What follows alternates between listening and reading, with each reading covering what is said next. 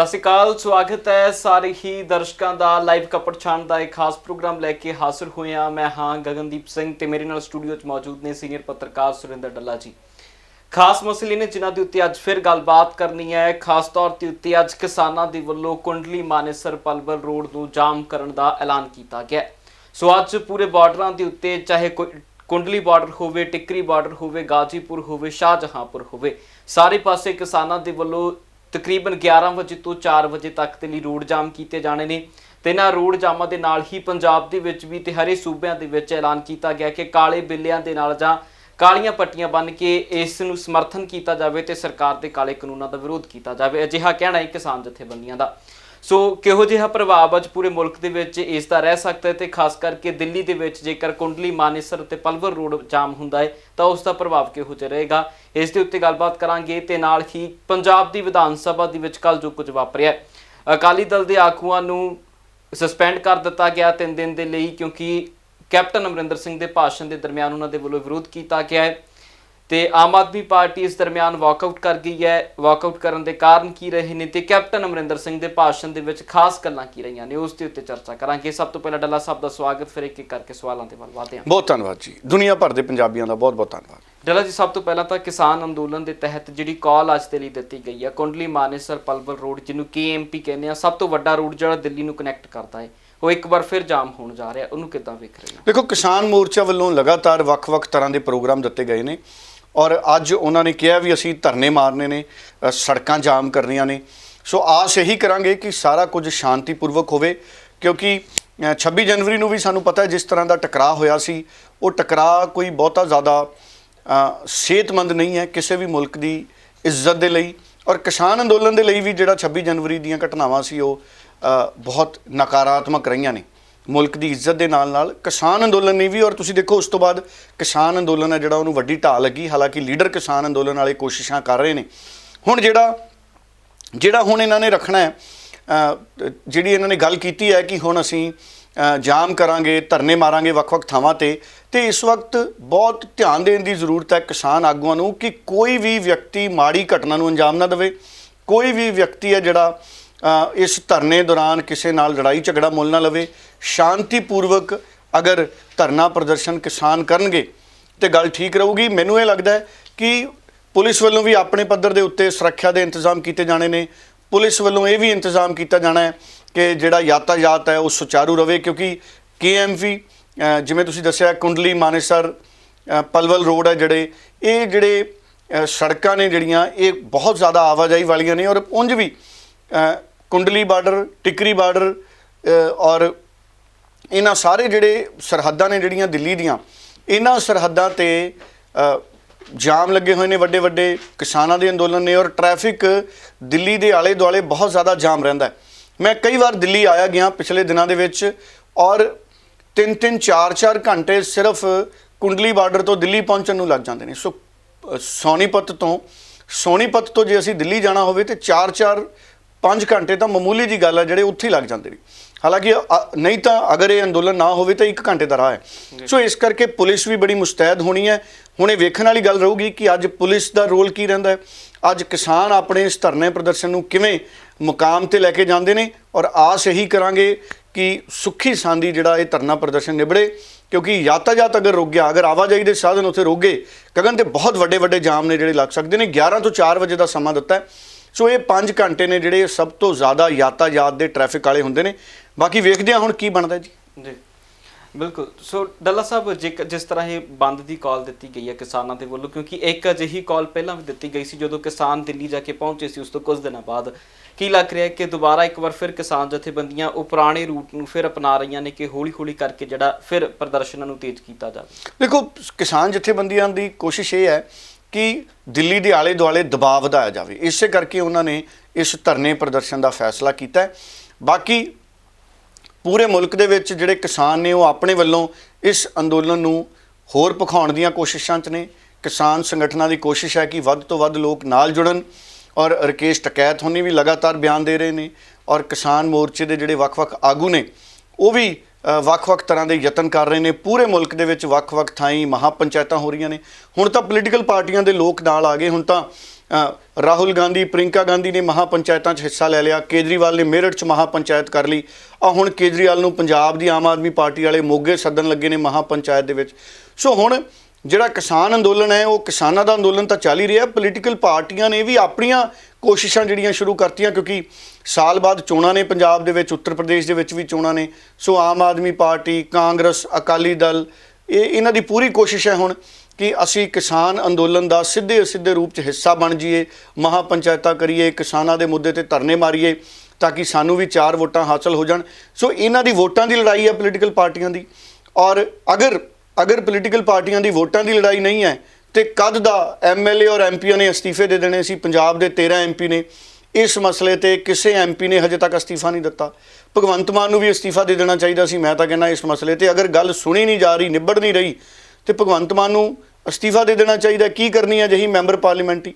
ਬਿਲਕੁਲ ਪੰਜਾਬ ਦੇ 13 MPਆਂ ਨੂੰ ਹੀ ਅਸਤੀਫਾ ਦੇਣਾ ਚਾਹੀਦਾ ਸੀ। ਮੈਂ ਤਾਂ ਕਦ ਦਾ ਕਹਿਣਾ, ਪਰ ਉਹਨਾਂ ਦੀ ਆਪਣੀ ਸੋਚ ਹੈ। ਪਰ ਹੁਣ ਇਹਨਾਂ ਦੀਆਂ ਮਹਾਪੰਚਾਇਤਾਂ ਜਿਹੜੀਆਂ ਨੇ, ਪੋਲੀਟੀਕਲ ਪਾਰਟੀਆਂ ਦੀਆਂ ਮਹਾਪੰਚਾਇਤਾਂ ਦਾ ਸਰਕਾਰ ਤੇ ਕੋਈ ਫਰਕ ਨਹੀਂ ਪੈਣਾ।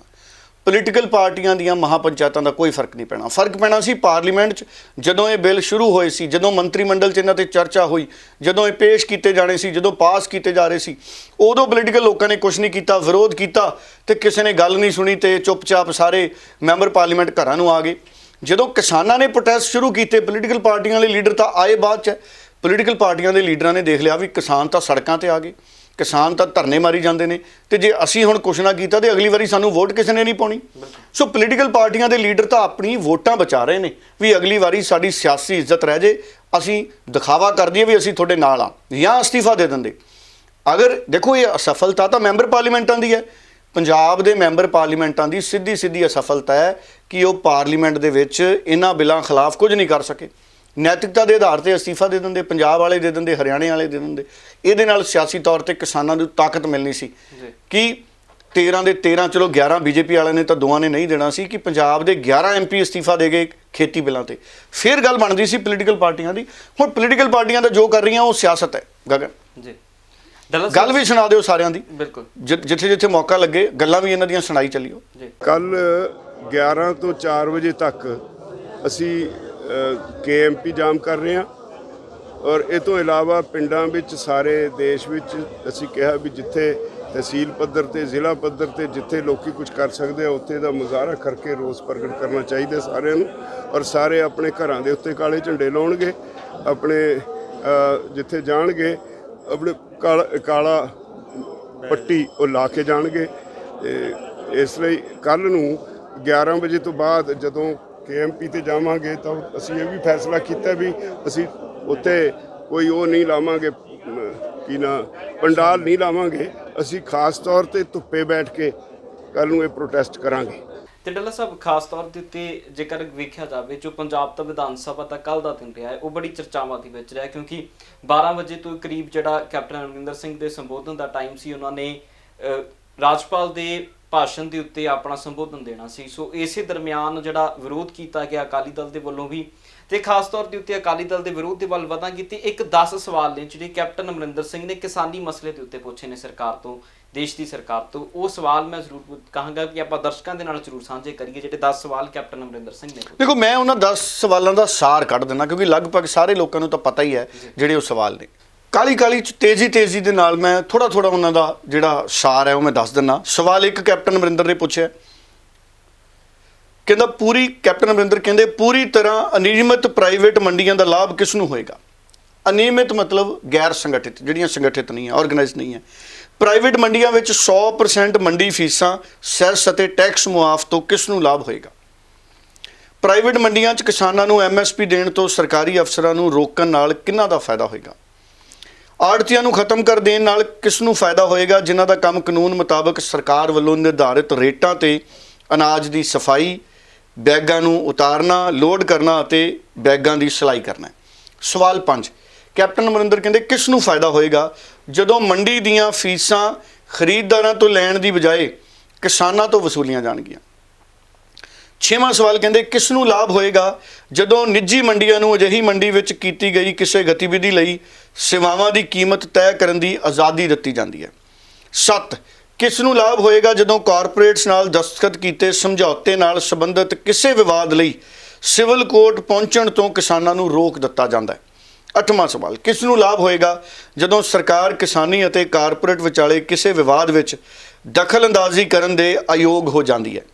ਸਵਾਲ 9, ਜਦੋਂ ਨਿੱਜੀ ਵਿਅਕਤੀਆਂ ਕਾਰਪੋਰੇਟਾਂ ਦੁਆਰਾ ਅਨਾਜ ਭੰਡਾਰਨ ਤੇ ਸਟਾਕ ਦੀ ਸੀਮਾ ਖਤਮ ਕੀਤੀ ਜਾਂਦੀ ਹੈ ਤਾਂ ਕਿਸ ਨੂੰ ਫਾਇਦਾ ਹੋਏਗਾ। ਸਵਾਲ 10, ਕਿਸ ਨੂੰ ਲਾਭ ਹੋਏਗਾ ਜਦੋਂ ਬੀਜਾਂ ਅਤੇ ਖਾਦਾਂ ਦੀਆਂ ਵਿਸ਼ੇਸ਼ਤਾਵਾਂ ਪੂਰੀ ਤਰ੍ਹਾਂ ਨਿਯੰਤਰਿਤ ਕੀਤੀਆਂ ਜਾਂਦੀਆਂ ਹਨ ਅਤੇ ਸਰਕਾਰ ਨੂੰ ਉਹਨਾਂ ਲਈ ਕੋਈ ਪੈਰਾਮੀਟਰ ਨਿਰਧਾਰਿਤ ਕਰਨ ਦੇ ਅਯੋਗ ਕਰ ਦਿੱਤਾ ਜਾਂਦਾ ਹੈ। ਸੋ ਮੋਟੀਆਂ-ਮੋਟੀਆਂ ਗੱਲਾਂ ਇਹ ਸਾਰੇ ਪੰਜਾਬੀਆਂ ਨੂੰ ਜਾਂ ਖੇਤੀ ਕਰਨ ਵਾਲੇ ਸਾਰੇ ਦੇਸ਼ ਦੇ ਲੋਕਾਂ ਨੂੰ ਪਤਾ ਹੀ ਹੈ ਗਗਨ। ਇਹ ਉਹੀ ਸਵਾਲ ਨੇ ਜਿਹੜੇ ਕਿਸਾਨ ਲਗਾਤਾਰ ਕੇਂਦਰ ਕੋਲੇ ਚੱਕੀ ਜਾਂਦੇ ਸੀ ਔਰ ਕੇਂਦਰ ਕਿਸਾਨਾਂ ਦੇ ਨਾਲ 11 ਦੌਰ ਦੀ ਗੱਲਬਾਤ ਦੇ ਵਿੱਚ ਕੁਝ ਬਿੰਦੂਆਂ ਤੇ ਸਹਿਮਤ ਹੋਇਆ ਸੀ, ਪਰ ਉਸ ਤੋਂ ਬਾਅਦ ਕਿਉਂਕਿ ਗੱਲ ਰੁਕ ਗਈ 26 ਜਨਵਰੀ ਤੋਂ 2 ਦਿਨ ਪਹਿਲਾਂ ਆਖਰੀ ਮੀਟਿੰਗ ਹੋਈ ਸੀ, ਉਸ ਤੋਂ ਬਾਅਦ ਕਿਸਾਨਾਂ ਔਰ ਸਰਕਾਰ 'ਚ ਕੋਈ ਮੀਟਿੰਗ ਹੀ ਨਹੀਂ ਹੋਈ ਔਰ ਗੱਲਬਾਤ ਦਾ ਰੇੜਕਾ ਪੂਰੀ ਤਰ੍ਹਾਂ ਖਤਮ ਹੈ। ਹਾਲਾਂਕਿ ਇਹ ਜ਼ਰੂਰ ਕਿਹਾ ਪ੍ਰਧਾਨ ਮੰਤਰੀ ਨੇ ਪਾਰਲੀਮੈਂਟ ਦੇ ਵਿੱਚ, ਲੋਕ ਸਭਾ 'ਚ, ਰਾਜ ਸਭਾ 'ਚ ਔਰ ਮਨ ਕੀ ਬਾਤ ਦੇ ਵਿੱਚ ਕਿ ਸਾਡਾ ਪ੍ਰਸਤਾਵ ਕਾਇਮ ਹੈ, 1.5 ਸਾਲ ਲਈ ਅਸੀਂ ਕਾਨੂੰਨ ਮੁਅੱਤਲ ਕਰਨ ਲਈ ਤਿਆਰ ਹਾਂ, ਕਿਸਾਨ ਜਦੋਂ ਮਰਜ਼ੀ ਫੈਸਲਾ ਕਰਕੇ ਸਾਨੂੰ ਦੱਸ ਦੇਣ। ਸੋ ਉਸ ਤੋਂ ਇਲਾਵਾ ਗੱਲ ਅੱਗੇ ਨਹੀਂ ਤੁਰ ਰਹੀ ਔਰ ਕੈਪਟਨ ਅਮਰਿੰਦਰ ਸਿੰਘ ਨੇ ਵੀ ਦੇਖੋ ਵਿਧਾਨ ਸਭਾ ਦੇ ਵਿੱਚ ਖੁੱਲ੍ਹ ਕੇ ਇਹਦੇ 'ਤੇ ਬੋਲੇ ਨੇ। ਮੈਨੂੰ ਇਹ ਲੱਗਦਾ ਸੀ ਕਿ ਵਿਧਾਨ ਸਭਾ ਦੇ ਵਿੱਚ ਨਵੇਂ ਸਿਰੇ ਤੋਂ ਖੇਤੀ ਕਾਨੂੰਨਾਂ ਨੂੰ ਸੋਧ ਕਰਨ ਦੇ ਲਈ ਸੋਧ ਮਤੇ ਨਵੇਂ ਸਿਰੇ ਤੋਂ ਆਉਣਗੇ ਔਰ ਕਾਨੂੰਨਾਂ ਨੂੰ ਰੱਦ ਕਰਕੇ ਸੋਧ ਮਤੇ ਨਵੇਂ ਸਿਰੇ ਤੋਂ ਜਿਹੜੇ ਨੇ ਪਾਸ ਕੀਤੇ ਜਾਣਗੇ। ਮੈਂ ਸੋਚ ਰਿਹਾ ਸੀ ਕਿ ਨਵੇਂ ਸਿਰੇ ਤੋਂ ਬਿੱਲ ਪਾਸ ਕਰਕੇ ਗਵਰਨਰ ਨੂੰ ਭੇਜਣਗੇ ਪੰਜਾਬ ਦੀ ਵਿਧਾਨ ਸਭਾ ਦੇ ਵਿੱਚ, ਪਰ ਅਜਿਹਾ ਨਹੀਂ ਹੋਇਆ। ਵਿਰੋਧ ਮਤਾ ਜ਼ਰੂਰ ਲਿਆਂਦਾ ਕੈਪਟਨ ਅਮਰਿੰਦਰ ਸਿੰਘ ਦੀ ਸਰਕਾਰ ਨੇ ਔਰ ਵਿਰੋਧ ਮਤਾ ਜਿਹੜਾ ਉਹ ਸਰਬਸੰਮਤੀ ਨਾਲ ਪਾਸ ਹੋ ਗਿਆ, ਪਰ ਉਹਦੇ ਤੇ ਵੀ ਸਿਆਸੀ ਬਿਆਨ ਆ ਗਏ। ਹਰਪਾਲ ਚੀਮਾ ਨੇ ਕਿਹਾ ਕਿ ਕੈਪਟਨ ਅਮਰਿੰਦਰ ਨੇ ਖੇਤੀ ਕਾਨੂੰਨਾਂ ਦੇ ਮਸਲਿਆਂ ਤੇ ਪੰਜਾਬ ਦੇ ਕਿਸਾਨਾਂ ਦੇ ਨਾਲ ਧੋਖਾ ਕਮਾਇਆ। ਹਰਪਾਲ ਚੀਮਾ ਦਾ ਬਿਆਨ ਹੈ। ਅਕਾਲੀ ਦਲ ਦਾ ਵੀ ਬਿਆਨ ਆ ਗਿਆ। ਅਕਾਲੀ ਦਲ ਕਹਿੰਦਾ ਕਿ ਕੈਪਟਨ ਅਮਰਿੰਦਰ ਸਿੰਘ ਨੇ ਜਿਹੜਾ ਇਹ ਸੋਧ ਮਤਾ ਲਿਆਂਦਾ ਹੈ, ਜਿਹੜਾ ਇਹਦੀ ਕੋਈ ਕੀਮਤ ਨਹੀਂ ਹੈ, ਕਿਸਾਨਾਂ ਨੂੰ ਇਹਦਾ ਕੋਈ ਫਾਇਦਾ ਨਹੀਂ ਹੈ, ਇਸ ਤਰੀਕੇ ਦੀਆਂ ਗੱਲਾਂ ਆਈਆਂ ਨੇ। ਪਰ ਇਹ ਜਿਹੜਾ ਸੋਧ ਮਤਾ ਸੀ ਇਹਨੂੰ ਸਮਰਥਨ ਸੀ ਸਾਰਿਆਂ ਦਾ, ਖੇਤੀ ਕਾਨੂੰਨਾਂ ਦੇ ਵਿਰੋਧ ਦੇ ਵਿੱਚ ਇਹ ਫਿਰ ਇੱਕ ਵਾਰੀ ਪਾਸ ਹੋ ਗਿਆ, ਪਰ ਇਹ ਉਸ ਤਰੀਕੇ ਨਾਲ ਬਿੱਲ ਪਾਸ ਨਹੀਂ ਕੀਤੇ ਗਏ ਕਿ ਦੁਬਾਰਾ ਰਾਸ਼ਟਰਪਤੀ ਨੂੰ ਭੇਜੇ ਜਾਂਦੇ। ਇਹ ਸਥਿਤੀਆਂ ਵਿਧਾਨ ਸਭਾ ਦੇ ਵਿੱਚ ਨੇ। ਬਾਕੀ ਰੌਲਾ ਰੱਪਾ ਵਿਧਾਨ ਸਭਾ ਦੇ ਵਿੱਚ ਗਗਨ ਕੱਲ ਵੀ ਬਹੁਤ ਜ਼ਿਆਦਾ ਪਿਆ। ਅਕਾਲੀ ਦਲ ਨੇ ਵੀ ਵਿਧਾਨ ਸਭਾ ਦੇ ਵਿੱਚ ਖੂਬ ਹੰਗਾਮਾ ਕੀਤਾ ਔਰ ਇੱਕ ਵਾਰੀ ਤਾਂ ਸਪੀਕਰ ਨੇ ਮੁਅੱਤਲ ਕਰਤੇ ਅਕਾਲੀ ਦਲ ਦੇ ਵਿਧਾਇਕ ਔਰ ਉਹਨਾਂ ਨੂੰ ਇਸ ਸੈਸ਼ਨ ਦੇ ਰਹਿੰਦੇ ਸਮੇਂ ਲਈ ਬਾਹਰ ਜਾਣ ਦੇ ਹੁਕਮ ਦੇ ਦਿੱਤੇ ਕਿ ਤੁਸੀਂ ਜਿੰਨੇ ਦਿਨ ਬਾਕੀ ਬਚੇ ਨੇ ਇਸ ਸੈਸ਼ਨ ਦੇ ਤੁਸੀਂ ਉਹਦਾ ਹਿੱਸਾ ਨਹੀਂ ਬਣ ਸਕਦੇ। ਦੇਖੋ ਇਹ ਬੜਾ ਸਖਤ ਫੈਸਲਾ ਪੰਜਾਬ ਦੇ ਵਿਧਾਨ ਸਭਾ ਦੇ ਸਪੀਕਰ ਨੇ ਕੀਤਾ। ਅਕਾਲੀ ਦਲ ਦੇ ਲੀਡਰਾਂ ਨੂੰ ਇਸ ਗੱਲ ਦਾ ਗੁੱਸਾ ਵੀ ਆਇਆ ਕਿਉਂਕਿ ਕੈਪਟਨ ਅਮਰਿੰਦਰ ਦੇ ਜਦੋਂ ਭਾਸ਼ਣ ਚੱਲ ਰਿਹਾ ਸੀ, ਰਾਜਪਾਲ ਦਾ ਜਿਹੜਾ ਭਾਸ਼ਣ ਹੁੰਦਾ ਉਹਦੇ ਤੇ ਧੰਨਵਾਦ ਕਰਨਾ ਹੁੰਦਾ ਕੈਪਟਨ ਅਮਰਿੰਦਰ ਨੇ, ਉਦੋਂ ਜਦੋਂ ਬਹਿਸ ਹੋ ਰਹੀ ਸੀ ਆਪਣਾ ਜਵਾਬ ਦੇ ਰਹੇ ਸੀ ਕੈਪਟਨ ਅਮਰਿੰਦਰ ਤੇ ਬਹੁਤ ਜ਼ਿਆਦਾ ਉੱਥੇ ਹੱਲਾ ਗੁੱਲਾ ਹੋਇਆ। ਅਕਾਲੀ ਵਿਧਾਇਕ ਨਾਅਰੇਬਾਜ਼ੀ ਤੇ ਉਤਰਿਆ, ਇਹ ਕੈਪਟਨ ਵਿਰੋਧੀ ਨਾਅਰੇਬਾਜ਼ੀ ਵੀ ਹੋਈ, ਜਿਸ ਤੋਂ ਬਾਅਦ ਕੈਪਟਨ ਅਮਰਿੰਦਰ ਨੂੰ ਆਪਣਾ ਭਾਸ਼ਣ ਛੱਡ ਕੇ ਸੀਟ ਤੇ ਹੀ ਬਹਿਣਾ ਪੈ ਗਿਆ। ਉਸ ਤੋਂ ਬਾਅਦ ਵਿਧਾਇਕ ਨੇ ਜਿਹੜੇ ਉਹਨਾਂ ਨੂੰ ਕਿਹਾ ਗਿਆ ਸਪੀਕਰ ਵੱਲੋਂ ਕਿ ਤੁਸੀਂ ਸਦਨ ਛੱਡ ਕੇ ਚਲੇ ਜਾਓ। ਵਿਧਾਇਕ ਕਹਿੰਦੇ ਅਸੀਂ ਤਾਂ ਨਹੀਂ ਸਦਨ ਛੱਡ ਕੇ ਜਾਂਦੇ, ਬਲਕਿ ਉਹਨਾਂ ਨੇ ਸਪੀਕਰ ਦੇ ਜਿਹੜਾ ਵੈਲ ਹੁੰਦਾ ਅੱਗੇ ਥਾਂ ਹੁੰਦੀ ਸਪੀਕਰ ਦੇ, ਉੱਥੇ ਜਾ ਕੇ ਉਹਨਾਂ ਨੇ ਧਰਨਾ ਮਾਰਨਾ ਸ਼ੁਰੂ ਕਰ ਦਿੱਤਾ, ਨਾਅਰੇਬਾਜ਼ੀ ਕਰਨੀ ਸ਼ੁਰੂ ਕਰ ਦਿੱਤੀ। ਜਿਸ ਤੋਂ ਬਾਅਦ ਪਹਿਲਾਂ ਵੀ ਸਮਾਂ ਆਪਾਂ ਦੇਖਿਆ ਦੁਬਾਰਾ ਜਿਹੜੇ ਸੁਰੱਖਿਆ ਮੁਲਾਜ਼ਮ ਹੁੰਦੇ ਨੇ ਵਿਧਾਨ ਸਭਾ ਦੇ ਉਹਨਾਂ ਨੂੰ ਬੁਲਾਇਆ ਗਿਆ। ਉਹਨਾਂ ਦਾ ਮੈਂ ਨਾਮ ਭੁੱਲ ਗਿਆ, ਉਹਨਾਂ ਨੂੰ ਕੀ ਕਹਿੰਦੇ ਨੇ, ਮਾਰਸ਼ਲ। ਸੋ ਉਹ ਮਾਰਸ਼ਲਾਂ ਨੂੰ ਬੁਲਾਇਆ ਗਿਆ। ਮਾਰਸ਼ਲਾਂ ਨੇ ਜਿਹੜੇ ਅਕਾਲੀ ਦਲ ਦੇ ਲੀਡਰ ਨੇ ਉਹਨਾਂ ਸਾਰਿਆਂ ਨੂੰ ਇੱਕ ਦੋ ਕਰਕੇ ਚੱਕ ਕੇ ਉਹਨਾਂ ਨੂੰ ਵਿਧਾਨ ਸਭਾ ਤੋਂ ਬਾਹਰ ਰੱਖਿਆ ਤੇ ਜਿਸ ਕਰਕੇ ਕਾਫੀ ਉੱਥੇ ਹੱਲਾ ਗੁੱਲਾ ਹੋਇਆ, ਸ਼ੋਰ ਸ਼ਰਾਬਾ ਹੋਇਆ ਪੰਜਾਬ ਦੀ ਵਿਧਾਨ ਸਭਾ ਦੇ ਵਿੱਚ। ਇਹ ਪਹਿਲੀ ਵਾਰ ਨਹੀਂ, ਮੈਂ ਅੱਗੇ ਵੀ ਕਹਿੰਦਾ ਹੁੰਦਾ ਪੰਜਾਬ ਦੀ ਵਿਧਾਨ ਸਭਾ ਦੇ ਵਿੱਚ ਜੋ ਕੁਝ ਹੁੰਦਾ ਹੈ ਉਹ ਸਾਡੇ ਸਮਾਜ ਦੇ ਵਿੱਚ ਨਾ ਹੀ ਹੋਵੇ ਇਸ ਤਰੀਕੇ ਦਾ ਸ਼ੋਰ ਸ਼ਰਾਬਾ, ਰੌਲਾ ਗੌਲਾ। ਕਈ ਸ਼ਬਦ ਇਹੋ ਜਿਹੇ ਇੱਕ ਦੂਜੇ ਬਾਰੇ ਵਰਤੇ ਜਾਂਦੇ ਨੇ ਇਸ ਰੌਲੇ ਰੱਪੇ 'ਚ ਜਿਹੜੇ ਅਸੀਂ ਚਲਾ ਨਹੀਂ ਸਕਦੇ। ਸੋ ਅਗਰ ਕਿਤੇ ਚਲਾਉਣੇ ਪੈਣ ਤੇ ਉੱਥੇ ਬੀਪ ਲਾਉਣੀ ਪੈਂਦੀ ਹੈ। ਬਿਲਕੁਲ। ਸੋ ਇਸ ਤਰੀਕੇ ਦੇ ਸ਼ਬਦ, ਗਾਲਾਨੁਮਾ ਸ਼ਬਦ ਬੜੇ ਵਰਤੇ ਜਾਂਦੇ ਨੇ ਔਰ ਵਿਧਾਨ ਸਭਾ ਦੀਆਂ ਜਿਹੜੀਆਂ ਇਹ ਤਸਵੀਰਾਂ ਹੁੰਦੀਆਂ ਨੇ ਸੱਚਮੁੱਚ ਕੋਈ ਬਹੁਤੀਆਂ ਚੰਗੀਆਂ ਤਸਵੀਰਾਂ ਨਹੀਂ ਆ। ਪਰ ਅਕਾਲੀ ਦਲ ਦੇ ਜਿਹੜੇ ਵਿਧਾਇਕ ਸੀ ਉਹ ਮੁਅੱਤਲ ਕੀਤੇ ਗਏ ਨੇ ਤੇ ਮਾਰਸ਼ਲਾਂ ਨੇ ਉਹਨਾਂ ਨੂੰ ਬਾਹਰ ਰੱਖਿਆ। ਸੋ ਕਾਫੀ ਰੌਲੇ ਰੱਪੇ ਵਾਲਾ ਤੇ ਤਣਾਅਪੂਰਨ ਮਾਹੌਲ ਹੈ ਜਿਹੜਾ ਵਿਧਾਨ ਸਭਾ 'ਚ ਗਗਨ ਬਣਿਆ ਗਿਆ। ਮੈਂ ਚਾਹੂੰਗਾ ਵੀ ਕਿ ਬਿਆਨ ਵੀ ਸੁਣਾ ਦਿਓ ਸਾਰੇ ਲੀਡਰਾਂ ਦੇ ਕਿ ਕਿਸ ਤਰ੍ਹਾਂ ਦਾ ਮਾਹੌਲ ਉੱਥੇ ਬਣਿਆ। ਜੋ ਸਰਦਾਰ ਸੁਖਬੀਰ ਸਿੰਘ ਜੀ ਬਾਦਲ ਨਾਲ ਕਾਗਜ਼ ਭਰਾਉਣ ਵੇਲੇ ਹੋਇਆ ਔਰ ਉਸ ਹਮਲਾ ਜੇ ਸਾਬਕਾ ਡੀਸੀਐਮ ਤੇ ਹੋ ਰਿਹਾ ਤੇ ਸਧਾਰਨ ਬੰਦੇ ਨੂੰ ਤੁਸੀਂ ਕੀ ਸਮਝਦੇ ਹੋ ਫ੍ਰੀ ਐਂਡ ਫੇਅਰ ਕੋਈ ਇਲੈਕਸ਼ਨ ਰਹਿ ਗਈ? ਰੋਜ਼ ਖਬਰਾਂ ਲੱਗੀਆਂ ਉਸ ਤੇ ਸ਼੍ਰੋਮਣੀ ਅਕਾਲੀ ਦਲ, ਆਮ ਆਦਮੀ ਪਾਰਟੀ ਔਰ ਜੋ ਲਹਿਰੇ ਗਾਗੇ 'ਚ ਹੋਇਆ ਕੈਂਡੀਡੇਟ ਕੋਈ ਜਿੱਤੇ, ਅਨਾਉਂਸ ਕੋਈ ਹੋਰ ਕਰਤੇ। ਇਹ ਸਾਰੀਆਂ ਗੱਲਾਂ ਨੂੰ ਅਸੀਂ ਲੈ ਕੇ ਕਿ ਇਸ ਤਰ੍ਹਾਂ ਝੂਠ ਬੋਲੋਗੇ ਤੇ ਗੱਲ ਨਹੀਂ। ਹਾਂ ਤੁਸੀਂ ਆਪਣੀ ਗੱਲ ਰੱਖੋ, ਮਗਰ ਤੁਸੀਂ ਫਲੋਰ ਆਫ ਦਾ ਹਾਊਸ ਤੇ ਤੁਹਾਨੂੰ ਝੂਠ ਨਹੀਂ ਬੋਲਣ ਦੇਵਾਂਗੇ। 4 ਸਾਲ ਤੁਸੀਂ ਲੋਕਾਂ ਨੂੰ ਝੂਠ ਬੋਲਿਆ। ਦੂਜੀ ਗੱਲ ਤੇ ਆ ਗਏ, ਫਿਰ ਸਾਨੂੰ ਫਿਰ ਹਾਊਸ ਉਠਾ ਦਿੱਤਾ ਗਿਆ। ਸਾਨੂੰ ਸਪੀਕਰ ਸਾਹਿਬ ਨੇ ਸੱਦਿਆ, ਅਸੀਂ ਉਹਨਾਂ ਕੋਲ ਗਏ। ਅਸੀਂ ਕਿਹਾ ਸਪੀਕਰ ਸਾਹਿਬ, ਜੇ ਇਹਨਾਂ ਨੇ ਇਲੈਕਸ਼ਨ ਦੀ ਗੱਲ ਕੀਤੀ ਹੈ, ਲੋਕਤੰਤਰ ਦਾ ਘਾਣ ਹੋਇਆ, ਡੈਮੋਕ੍ਰੇਸੀ ਦਾ ਘਾਣ ਹੋਇਆ, ਜੇ ਅਸੀਂ ਜਿਨ੍ਹਾਂ ਲੋਕਾਂ ਨੂੰ ਵੋਟਾਂ ਨਹੀਂ ਪਾਉਣ ਦਿੱਤੀਆਂ, ਜਿਨ੍ਹਾਂ ਨਾਲ ਬੇਇਨਸਾਫੀ ਹੋਈ ਆ, ਮਰੀਆਂ ਵੋਟਾਂ ਪੈ ਗਈਆਂ, ਜੇ ਸਾਡਾ ਜ਼ਿੰਮੇਵਾਰੀ ਬਣਦੀ ਹੈ, ਹਾਊ ਕੈਨ ਵੀ ਨਾਟ, ਅਸੀਂ ਵੀ ਲੋਕਾਂ ਨੂੰ ਜਾ ਕੇ ਜਵਾਬ ਦੇਣਾ। ਮਗਰ ਉਹ ਕਹਿੰਦੇ ਚਲੋ ਇਹ ਤਾਂ ਸਾਨੂੰ ਸਪੀਕਰ ਸਾਹਿਬ ਦੇ ਲਫ਼ਜ਼ ਇਹ ਤਾਂ ਹੁੰਦਾ ਹੀ ਰਹਿੰਦਾ। ਅਸੀਂ ਕਿਹਾ ਸਪੀਕਰ ਸਾਹਿਬ ਚਲੋ ਅਸੀਂ ਤੁਹਾਡਾ ਸਤਿਕਾਰ ਕਰਦੇ ਹਾਂ, ਜੇ ਤੁਸੀਂ ਕਹਿੰਦੇ ਨਾ ਹੁੰਦਾ ਰਹਿੰਦਾ, ਸੀਐਮ ਸਾਹਿਬ ਇਹ ਗੱਲ ਕਹਿ ਦੇਣ ਕਿ ਇਹ ਕੰਮ ਹੁੰਦਾ ਹੀ ਰਹਿੰਦਾ, ਫਿਰ ਸਾਨੂੰ ਕੋਈ ਆਪੱਤੀ ਨਹੀਂ, ਸੱਚ ਤਾਂ ਬੋਲੋ। ਮਗਰ ਚਲੋ ਸਾਨੂੰ ਉਹਨਾਂ ਨੇ ਰਿਕੁਐਸਟ ਕੀਤਾ ਡੋਂਟ ਡਿਸਟਰਬ ਦਾ ਸੀਐਮ, ਅਸੀਂ ਚੁੱਪਚਾਪ ਜਾ ਕੇ ਵਾਪਸ ਬੈ ਗਏ। ਦੇਖੋ ਕਮਾਲ ਦੀ ਗੱਲ ਹੋ ਗਈ। ਫਿਰ ਕਰੋਨਾ ਦੇ ਉੱਤੇ ਕਿ ਜੀ ਐਡਾ ਵਧੀਆ ਪ੍ਰਬੰਧ ਹੋਇਆ।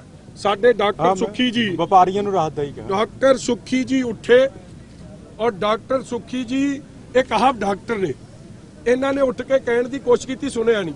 ਮੈਂ ਉਹਨਾਂ ਨੂੰ ਇੱਕੋ ਗੱਲ ਅਸੀਂ ਪੁੱਛਣਾ ਚਾਹੁੰਦੇ ਸੀ ਕਿ ਜੇ ਕਰੋਨਾ ਦਾ ਐਡਾ ਵਧੀਆ ਪ੍ਰਬੰਧ ਸੀ ਤੇ ਅੱਜ 5875 ਮੌਤਾਂ ਪੰਜਾਬ 'ਚ ਕਿਵੇਂ ਹੋ ਗਈਆਂ ਨੇ? ਮੈਂ ਤੇ ਤੁਹਾਨੂੰ ਇਹ ਗੱਲ ਕਹਿ ਰਿਹਾ ਵੀ ਜਿਹੜੀ ਗੱਲ ਵਿਕਰਮ ਮਜੀਠੀਆ ਕਹਿ ਰਿਹਾ ਕਿ ਪਰਚਾ ਪਾ ਦਿਓ, ਭਾਈ ਇਨਵੈਸਟੀਗੇਸ਼ਨ ਜੀਜੇ ਸਾਲੇ ਦੀ ਚੱਲਦੀ ਪਈ ਆ, ਪਰਚਾ ਵੀ ਜਲਦੀ ਦਰਜ ਹੋ ਸਕਦਾ ਜੇ।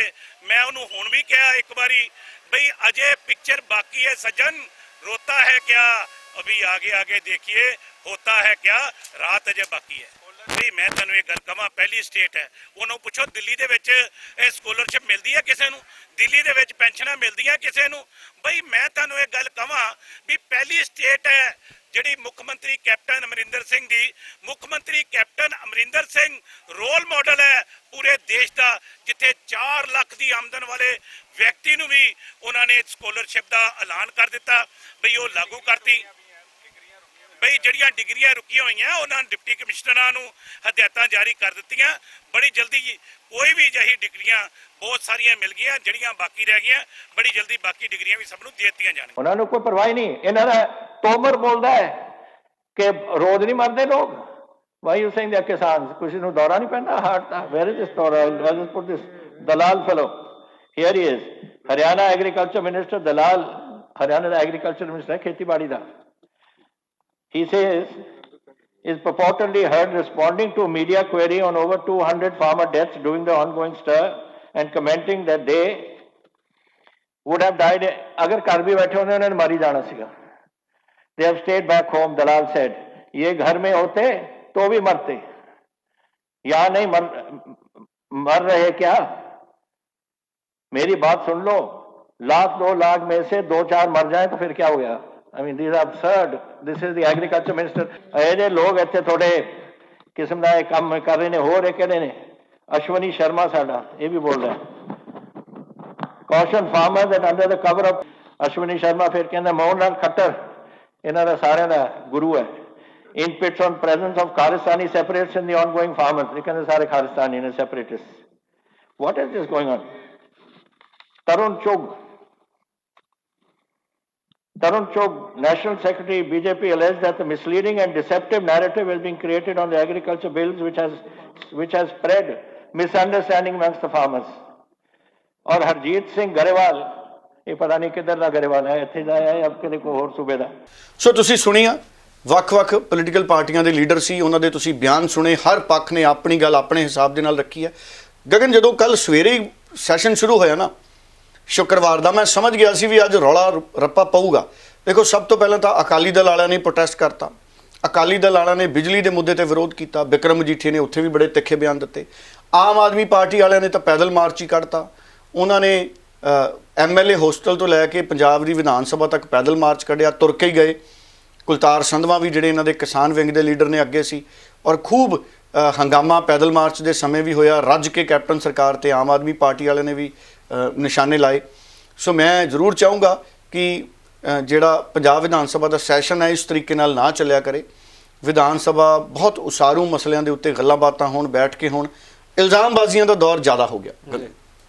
ਡੱਲਾ ਸਾਹਿਬ, ਜਿਸ ਤਰ੍ਹਾਂ ਦੀ ਕਾਰਵਾਈ ਆਪਾਂ ਪਿਛਲੇ 5 ਦਿਨਾਂ ਤੋਂ ਵੇਖ ਰਹੇ ਹਾਂ ਲਗਾਤਾਰ ਵਿਧਾਨ ਸਭਾ ਦੇ ਵਿੱਚ, ਹਜੇ ਤੱਕ ਆਮ ਲੋਕਾਂ ਦੇ ਨਾਲ ਸੰਬੰਧਿਤ ਕਿਸੇ ਵੀ ਮਸਲੇ ਦੇ ਉੱਤੇ ਆਪਾਂ ਐਨ ਵਿਸਥਾਰ ਦੇ ਨਾਲ ਚਰਚਾ ਹੁੰਦੀ ਨਹੀਂ ਵੇਖੀ, ਜਾਂ ਉਸ ਦੇ ਸੰਬੰਧ ਦੇ ਵਿੱਚ ਕਿਸੇ ਤਰ੍ਹਾਂ ਦੇ ਵਿੱਚ ਆਪਸ ਦੇ ਵਿੱਚ ਗੱਲਬਾਤ ਹੋਵੇ। ਕਿਉਂਕਿ ਵਿਧਾਨ ਸਭਾ ਦੇ ਬਾਹਰ ਤਾਂ ਸਾਰਿਆਂ ਦੇ ਆਪਾਂ ਪ੍ਰਦਰਸ਼ਨ ਵੇਖੇ ਨੇ, ਚਾਹੇ ਉਹ ਬਿਜਲੀ ਦੇ ਮਸਲੇ ਨੂੰ ਲੈ ਕੇ ਹੋਵੇ, ਕਰਮਚਾਰੀਆਂ ਦੇ ਮਸਲੇ ਨੂੰ ਲੈ ਕੇ ਹੋਵੇ, ਬੇਰੁਜ਼ਗਾਰੀ ਨੂੰ ਲੈ ਕੇ ਹੋਵੇ।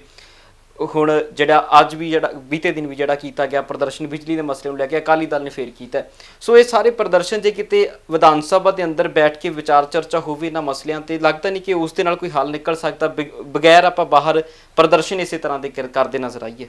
ਬਿਲਕੁਲ, ਮੈਂ ਤੁਹਾਡਾ ਜਿਹੜਾ ਸਵਾਲ ਹੈ ਉਹਦਾ ਭਾਵ ਸਮਝ ਗਿਆ ਗਗਨ। ਨਿਸ਼ਚਿਤ ਤੌਰ ਦੇ ਉੱਤੇ ਅਗਰ ਉਸਾਰੂ ਬਹਿਸ ਹੋਵੇ, ਬੈਠ ਕੇ ਗੱਲਾਂ ਬਾਤਾਂ ਹੋਣ, ਚੰਗੇ ਤਰੀਕੇ ਨਾਲ ਮੁੱਦੇ ਵਿਚਾਰੇ ਜਾਣ। ਦੇਖੋ ਹਰਿਆਣੇ ਨੇ ਕਿੱਡਾ ਵੱਡਾ ਫੈਸਲਾ ਕਰਤਾ ਕਿ 75% ਨੌਕਰੀਆਂ ਨੇ ਜਿਹੜੀਆਂ ਉਹ ਹਰਿਆਣਾ ਵਾਸੀਆਂ ਨੂੰ ਮਿਲਣਗੀਆਂ, ਰਾਖਵਾਂਕਰਨ ਕਰਤਾ ਇੱਕ ਤਰੀਕੇ ਨਾਲ। 75% ਨੌਕਰੀਆਂ ਨੇ ਜਿਹੜੀਆਂ ਉਹ ਹਰਿਆਣਾ ਵਾਸੀਆਂ ਨੂੰ ਮਿਲਣਗੀਆਂ। ਸੋ ਇਹ ਜਿਹੜੇ ਵੱਡੇ ਫੈਸਲੇ ਹੋਏ ਨੇ, ਇਸ ਤਰੀਕੇ ਦੇ ਫੈਸਲਿਆਂ ਤੇ ਸੂਬੇ 'ਚ ਵੀ ਵਿਚਾਰ ਹੋਣਾ ਚਾਹੀਦਾ ਹੈ, ਪੰਜਾਬ ਦੇ ਵਿੱਚ ਵੀ। ਦੇਖੋ, ਸੋ ਪੰਜਾਬ ਦੀ ਵਿਧਾਨ ਸਭਾ ਜਿਹੜੀ ਹੈ, ਮੈਨੂੰ ਨਹੀਂ ਲੱਗਿਆ ਗਗਨ ਕਿ ਕੋਈ ਉਸਾਰੂ ਬਹਿਸ ਹੋਈ ਹੋਵੇ, ਕੋਈ ਉਸਾਰੂ ਵਿਚਾਰ ਹੋਏ ਹੋਣ, ਕੋਈ ਸਲਾਹ ਮਸ਼ਵਰਾ ਇਸ ਵਿਧਾਨ ਸਭਾ 'ਚ ਹੋਇਆ ਹੋਵੇ। ਪੋਲੀਟੀਕਲ ਪਾਰਟੀਆਂ ਦਾ ਯਤਨ ਇਹ ਹੈ ਕਿ ਸਾਨੂੰ ਵੱਧ ਤੋਂ ਵੱਧ ਪਬਲਿਸਿਟੀ ਮਿਲ ਜੇ। ਜੋ ਮੈਨੂੰ ਦਿਖ ਰਿਹਾ, ਕੋਈ ਗੱਡਾ ਲਿਆ ਰਿਹਾ, ਕੋਈ ਪੈਦਲ ਮਾਰਚ ਕਰ ਰਿਹਾ ਹੈ ਜੀ, ਕੋਈ ਕੀ ਕਰ ਰਿਹਾ, ਕੋਈ ਕੁਝ ਕਰ ਰਿਹਾ। ਵਿਧਾਨ ਸਭਾ ਸੈਸ਼ਨ ਵੇਲੇ ਇਹ ਕੁਝ ਨਹੀਂ ਹੋਣਾ ਚਾਹੀਦਾ। ਇਹ ਅੱਗੇ ਪਿੱਛੇ ਕਰੋ, ਪੈਦਲ ਮਾਰਚ ਤੋਂ ਕੌਣ ਰੋਕਦਾ ਹੈ?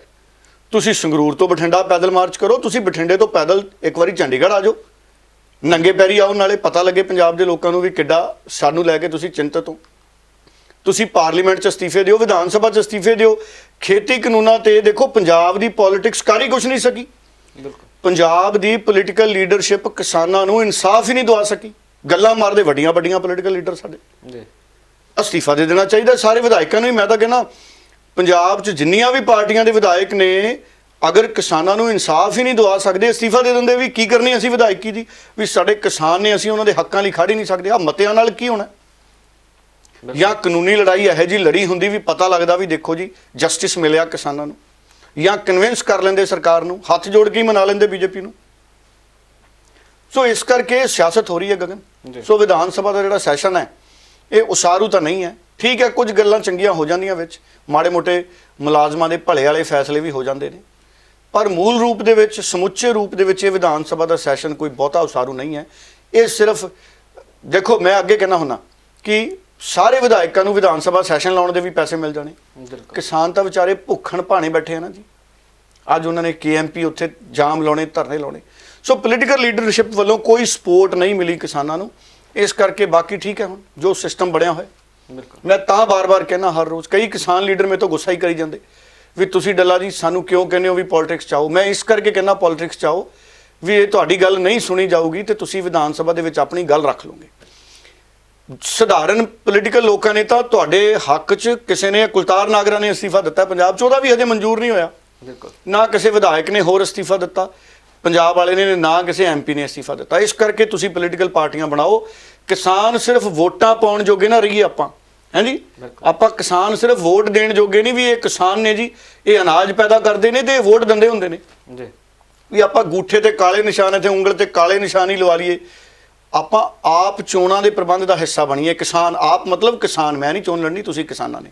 ਸੋ ਕਿਸਾਨਾਂ ਨੂੰ ਪੋਲੀਟੀਕਲ ਪਾਰਟੀ ਬਣਾਉਣੀ ਚਾਹੀਦੀ ਹੈ, ਤਾਂ ਹੀ ਕਿਸਾਨੀ ਦੀ ਗੱਲ ਹੈ ਜਿਹੜੀ ਉਹ ਉਚੇਚੇ ਤੌਰ ਤੇ ਸੁਣੀ ਜਾਊਗੀ। ਪੋਲਿਟਿਕਸ ਚਾਹੋ, ਪ੍ਰਬੰਧ ਦਾ ਹਿੱਸਾ ਬਣੋ ਤੇ ਪ੍ਰਬੰਧ ਨੂੰ ਆਪਣੇ ਹਿਸਾਬ ਨਾਲ ਫੈਸਲੇ ਕਰੋ ਜੀ। ਬਿਲਕੁਲ। ਸੋ ਹੁਣ ਆਉਣ ਵਾਲੇ ਦਿਨਾਂ ਦੇ ਵਿਧਾਨ ਸਭਾ ਸੈਸ਼ਨ ਤੋਂ ਕੁਝ ਕੁ ਉਮੀਦਾਂ ਬਾਕੀ ਨੇ, ਕਿਉਂਕਿ ਸਿਰਫ ਕਹਿ ਦਈਏ ਤਾਂ 3-4 ਦਿਨ ਦਾ ਜਿਹੜਾ ਵਿਧਾਨ ਸਭਾ ਸੈਸ਼ਨ ਬਾਕੀ ਹੈ, ਜਿਸ ਦੇ ਵਿੱਚੋਂ 3 ਦਿਨ ਦੇ ਲਈ ਅਕਾਲੀ ਦਲ ਦੇ ਆਗੂਆਂ ਨੂੰ ਸਸਪੈਂਡ ਕਰ ਦਿੱਤਾ ਗਿਆ ਹੈ ਤੇ ਸ਼ਨੀ ਐਤਵਾਰ ਦੀ ਛੁੱਟੀ ਹੈ ਜੀ, ਸੋਮਵਾਰ ਤੋਂ ਸ਼ੁੱਕਰਵਾਰ ਹੀ ਹੈ ਜੀ। ਕਿਸਾਨ ਹੀ ਨੇ ਜਿਹੜੇ 100 ਦਿਨ ਹੋ ਗਏ ਧਰਨਾ ਮਾਰਦੇ ਨੂੰ ਬਿਨਾਂ ਛੁੱਟੀ ਤੋਂ। ਬਿਲਕੁਲ। ਸੋ ਵੇਖਦੇ ਹਾਂ ਕਿ ਆਖਿਰਕਾਰ ਕੀ ਕੁਝ ਹੁਣ ਇਸ ਵਿਧਾਨ, ਕਿਉਂਕਿ ਬਜਟ ਪੇਸ਼ ਹੋਣਾ 8 ਤਰੀਕ ਨੂੰ ਤੇ ਉਸ ਬਜਟ ਦੇ ਉੱਤੇ ਬਹਿਸ ਫਿਰ 2 ਦਿਨ ਚੱਲਣੀ ਹੈ ਤੇ ਉਸੇ ਦਰਮਿਆਨ ਇਹ ਬਜਟ ਸੈਸ਼ਨ ਜਿਹੜਾ ਸਮਾਪਤ ਹੋ ਜਾਣਾ। ਸੋ ਵੇਖਦੇ ਹਾਂ ਕਿ ਆਖਿਰਕਾਰ ਕਿ ਇਸ ਬਜਟ ਸੈਸ਼ਨ ਨੂੰ ਵਧਾਇਆ ਜਾਂਦਾ, ਸਮਾਂ ਵਧਾਇਆ ਜਾਂਦਾ, ਜਾਂ ਫਿਰ ਉਸੇ ਤਰ੍ਹਾਂ ਜਿਸ ਤਰ੍ਹਾਂ ਪਹਿਲੇ ਦਿਨ ਹੰਗਾਮਿਆਂ ਦੀ ਭੇਟ ਚੜ੍ਹਨੀ, ਉਸੇ ਤਰ੍ਹਾਂ ਬਾਕੀ ਬਚਦੇ ਦਿਨ ਵੀ ਹੰਗਾਮਿਆਂ ਦੀ ਭੇਟ ਚੜ੍ਹਦੇ ਨੇ। ਸੋ ਉਮੀਦ ਕਰਾਂਗੇ ਕਿ ਕਿਸਾਨੀ ਦੇ ਪੱਖ 'ਚ ਤੇ ਆਮ ਲੋਕਾਂ ਦੇ ਪੱਖ ਦੇ ਵਿੱਚ ਇਹ ਬਜਟ ਸੈਸ਼ਨ ਹੋ ਨਿਬੜੇ ਤੇ ਖਾਸ ਤੌਰ ਦੇ ਉੱਤੇ ਮਨਪ੍ਰੀਤ ਸਿੰਘ ਬਾਦਲ ਦੇ ਇਸ ਬਜਟ ਦੇ ਵਿੱਚੋਂ ਕੁਝ ਖਾਸ ਪੰਜਾਬ ਦੇ ਲੋਕਾਂ ਦੇ ਲਈ ਨਿਕਲੇ। ਇਸੀ ਉਮੀਦ ਦੇ ਨਾਲ ਇਜਾਜ਼ਤ ਲਵਾਂਗੇ। ਡੱਲਾ ਜੀ ਬਹੁਤ ਬਹੁਤ ਧੰਨਵਾਦ ਜੀ। ਬਹੁਤ ਬਹੁਤ ਧੰਨਵਾਦ।